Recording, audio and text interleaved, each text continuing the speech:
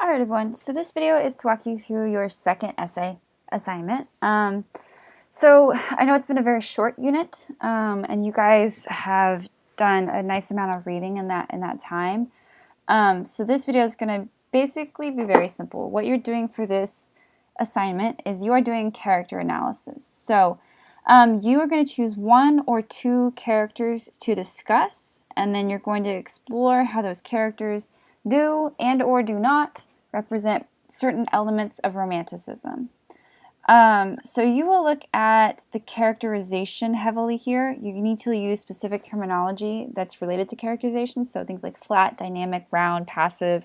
Things like dramatic arc would be really helpful. Conflict, so man versus self, man versus nature, whatever it might be. All of these are really good literary elements to pull in and examine. You also want to look at how these characters and the characterization is formed or affected by other literary elements. So how does the plot contribute to the characterization of Montresor? Or how does the symbolism in the telltale heart contribute to the characterization of the narrator? So you're going to look at the characters and the other literary elements related to that and draw from the text. So lots of good evidence from the text with solid quotes to support your ideas. So again, your prompt is to choose one or two characters from the works that you've read. And I say you could do two because you may want to discuss both characters in a story. You may want to discuss the narrator and the old man in Telltale Heart. It's up to you if you would rather focus on one or do both.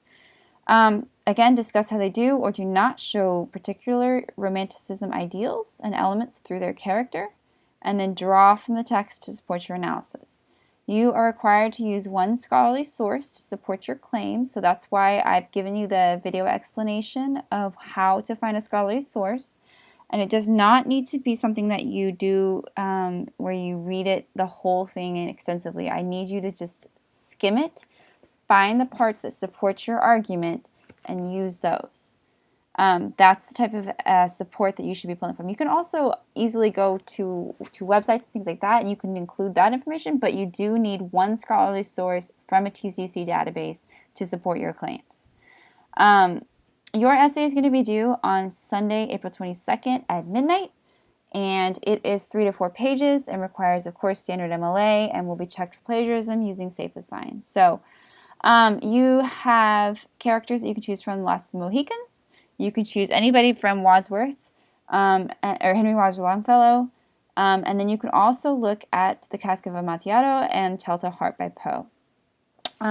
Normally, when this course is longer, I include either Nathaniel Hawthorne, Scarlet Letter, or Moby Dick. But we just didn't have time this time, so that's why we're going to be choosing from these 4 authors. Your analysis will be graded on how closely you analyze the characters in relation to the ideals of romanticism. So really heavily draw on your understanding of romanticism here. Make sure you include specific romantic elements like individualism or the focus on nature or the move away from industrialization or the rights of the individual. All of these things are really important in romanticism. So make sure you're showing me that you really understand what romanticism is and then how these texts are pulling in the romantic elements. For Poe, it's going to be the Gothic romanticism that you're going to want to talk about. And for Longfellow and Cooper, it'll be a little bit different. So make sure you use the proper number of outside resources and then a full exploration of the chosen works. So you really need to make sure you just at least use one scholarly source. Use textual evidence to support your claims. And I'm sorry I said 2, but it's actually 1 scholarly article.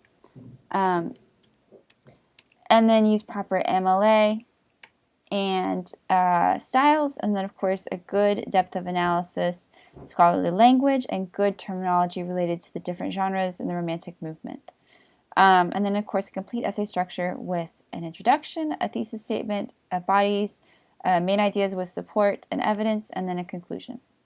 Make sure you also have a bibliography, which should have at least 2 items on it. It should have whichever work you choose, and then you should also have the scholarly source as well. So As I said, this is fairly straightforward, a solid character analysis. Use the graphic organizer that you've been using. Make sure you also submit that so you get credit for that. And if you have any questions, let me know. But otherwise, you guys should be pretty good.